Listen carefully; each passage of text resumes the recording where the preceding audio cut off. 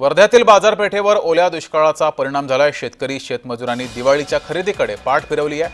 ओल्या दुष्काळाचा व्यवसायावर 50% परिणाम झालाय। नोकरदार आणि बिगर शेतकरीच खरेदी करतायत।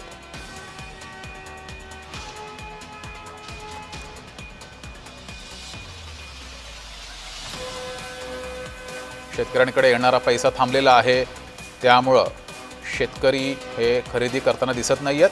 बाजारातून आढावा घेतलाय आमचे प्रतिनिधी प्रमोद पानभुडे यांनी। पाहूयात।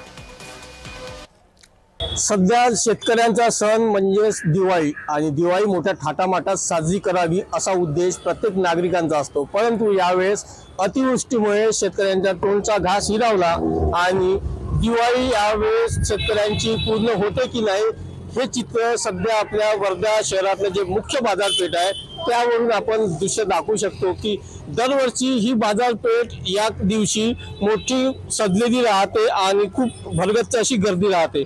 परंतु यावर्षी अतिवृष्टीचं सावट असल्यामुळे अजूनपर्यंत शेतकरी वर्ग दिवाळीच्या खरेदीसाठी बाजारात आला नसल्याचे चित्र एकंदरीत दिसत आहे। याचवरती बोलण्यासाठी आपल्यासोबत दुकानाचे संचालक आहेत।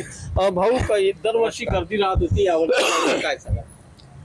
आपल्याला अतिवृष्टीमुळे जो यावेळी शेतकऱ्यांचं नुकसान झालेलं आहे, त्याच्यामुळे इथे जो वर्ग आपल्याला पाहायला मिळून राहिला आहे तो फक्त नोकरीदार वर्गच आपल्याला पाहायला मिळून राहिला आहे। शेतकरी वर्ग आज बाजारपेठमध्ये आपल्याला खरेदी करताना पाहायलाच मिळणार नाही। दरवर्षीपेक्षा यावर्षी तर काही ना काही फरक पडणारच आहे। अतिवृष्टी झालेली आहे, आपल्याला सर्वांना माहीत आहे। शेतकऱ्यांना जो पैसा नाही आहे, हवादिल झालेला आहे शेतकरी, तर ह्या सर्व बाबी आहे। अतिवृष्टीचा फटका व्यापाऱ्यांसहित सामान्य नागरिकांनाही बसलेला आहे, असं एकंदरीत या संचालक दुकानांनी सांगितलेलं आहे। प्रमोद पानभुडे, जय महाराष्ट्र वृत्तवाहिनी, वर्धा।